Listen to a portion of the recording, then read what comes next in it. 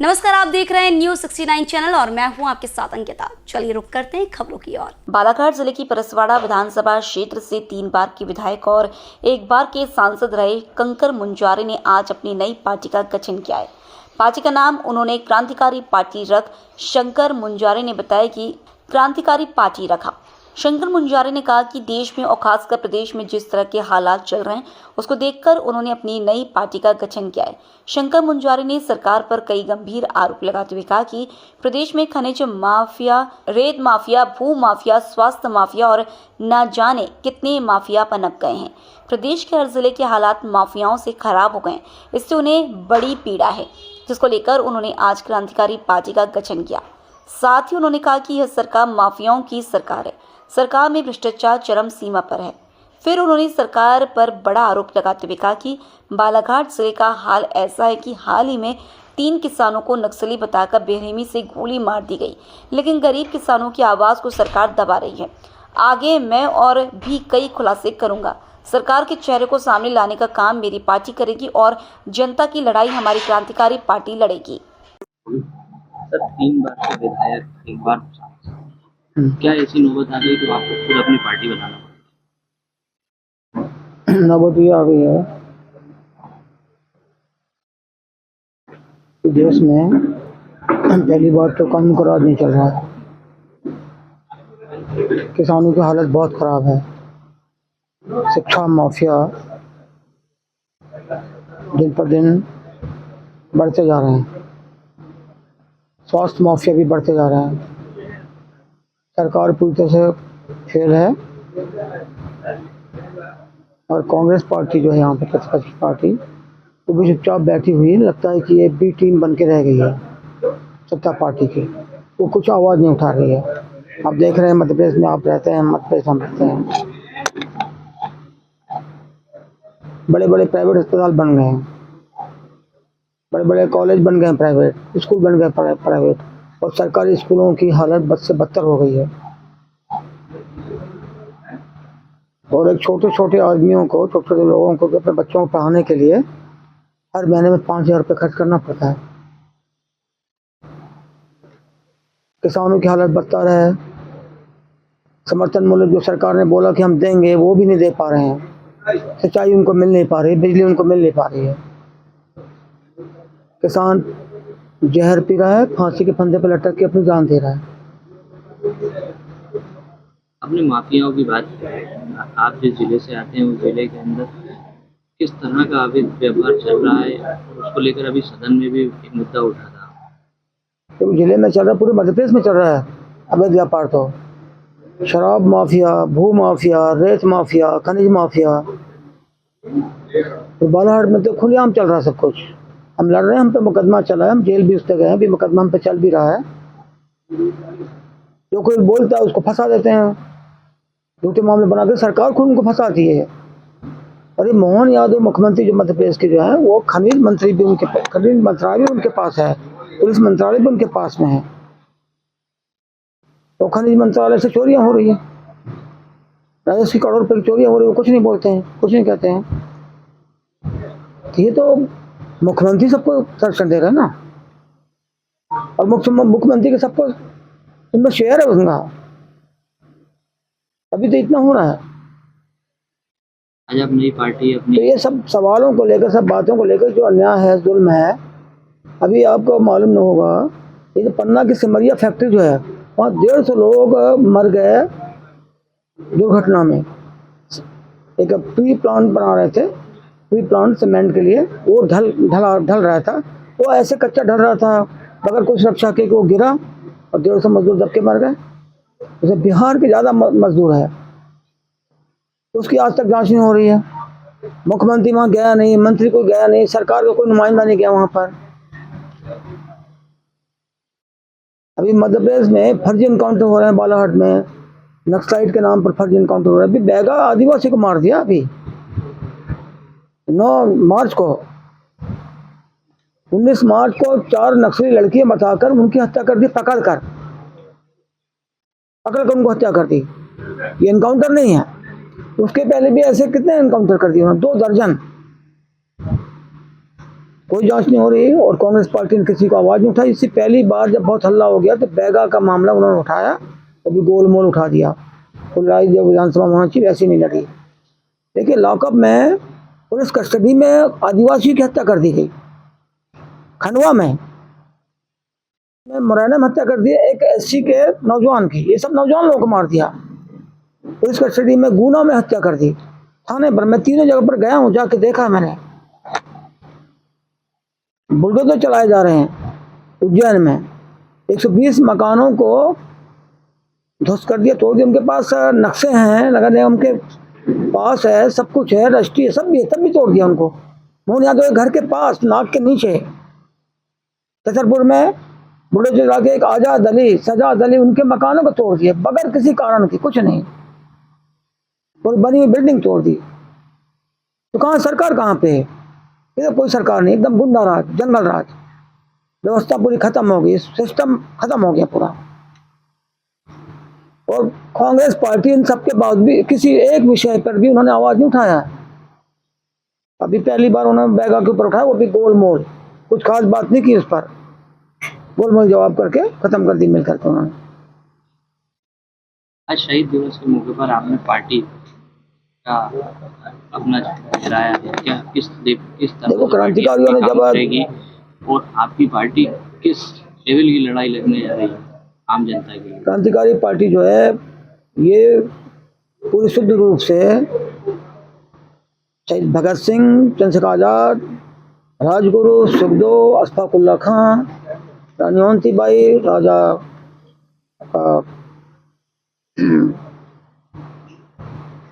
शंकर शाह, रघुनाथ शाह और तमाम क्रांतिकारियों के मार्गदर्शन प्रेरणा लेकर लड़ाई लड़ेंगे।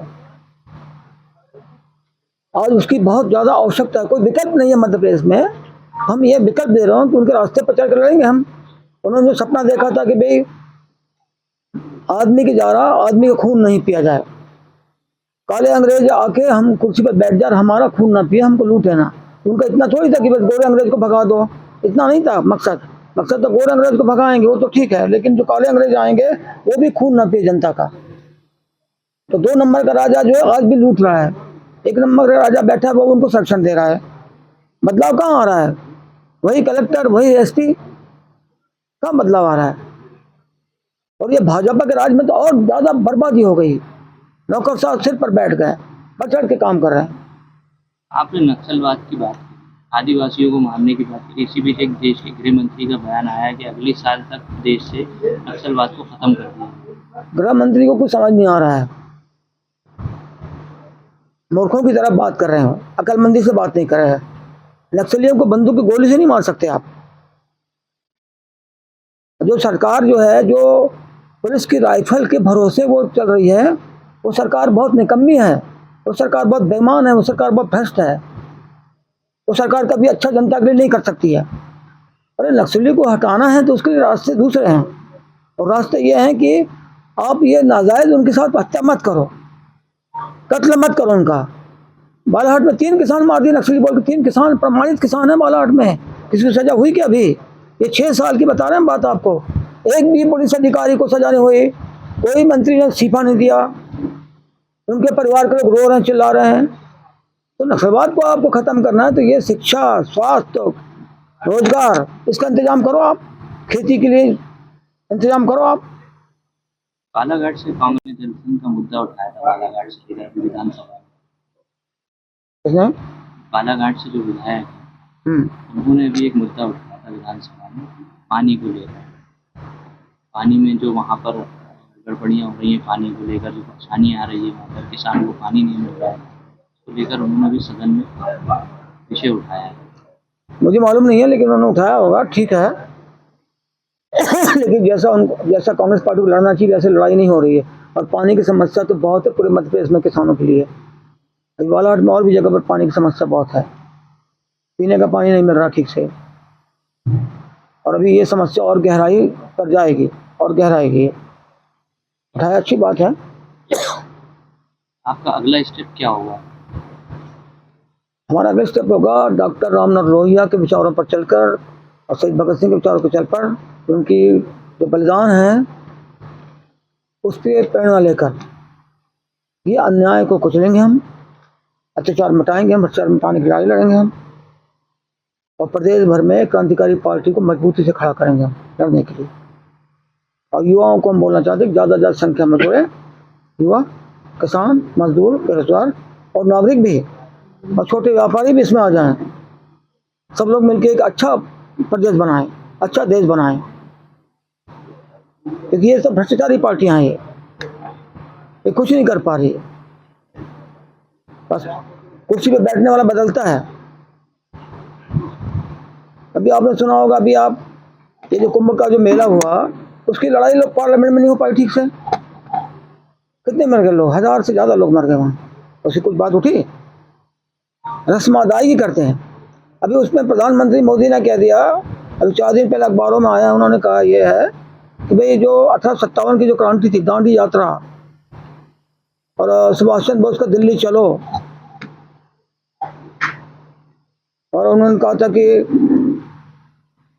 ये जो लड़ाई लड़ी गई उस वक्त, उसके मुकाबले ये जो कुंभ का जो हुआ, कुंभ जो हुआ इलाहाबाद में, वो उसके बराबर है। और कुंभ में कौन लोग गए थे? कुछ जेबकतरे भी गए थे, कुछ चोर भी गए थे, अलग अलग तरीके के लोग गए थे कुंभ में। तो क्या आज़ादी की लड़ाई में कैसे लोग आए थे क्या?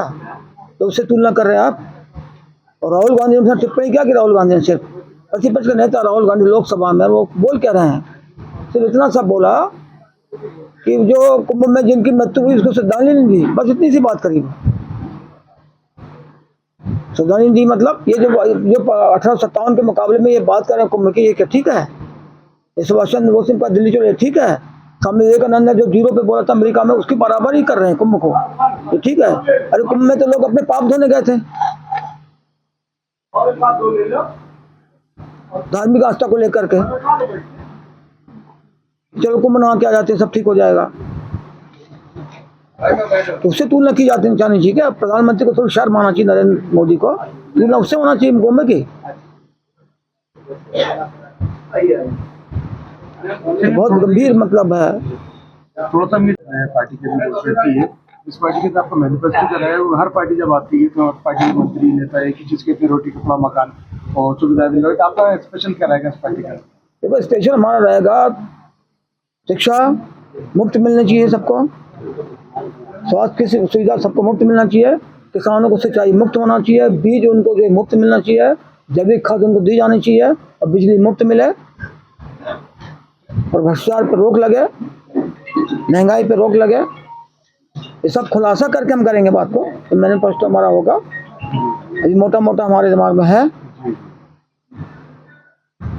डॉक्टर लोहिया ने बोला था ये जो प्राइवेट स्कूल जो है ये जो बढ़ रहे हैं बहुत ज़्यादा, और सरकारी स्कूल एकदम ठप होते जा रहे हैं। तो डॉक्टर लोहिया ने उन दिनों कहा था, राष्ट्रपति का बेटा हो या हो चपरासी का बेटा, सबको शिक्षा एक समान, तो बात आनी चाहिए। उसको लाने की हम लड़ाई लड़ेंगे और ला के रहेंगे। जनता एक बार हमारी पार्टी पे भरोसा करे, हम ला के देंगे। सब जो बोल रहे हैं वो करेंगे ही, और वही चीज बोलेंगे कि जो हम कर सकते हैं, झूठा वादा नहीं कोई। हमारा अभी स्लोगन हमारा है, जिंदा कौमें 5 साल इंतजार नहीं करती। डॉक्टर लोहिया ने दिया हुआ है, ये हमारा स्लोगन नहीं, मतलब हमारा पार्टी का स्लोगन है, जिंदा कौमें 5 साल इंतजार नहीं करती, सपना 100 साल का, कदम 7 साल का। सपना 100 साल का, कदम 7 साल का। जो सपना हमारा 100 साल का जो अभी तक पूरा नहीं हुआ, उसको हम 7 साल के अंदर सब कर देंगे। इसी तरह की और खबरें देखने के लिए बने रहे हमारे साथ, देखते रहिए News 69 चैनल। जब तक के लिए धन्यवाद।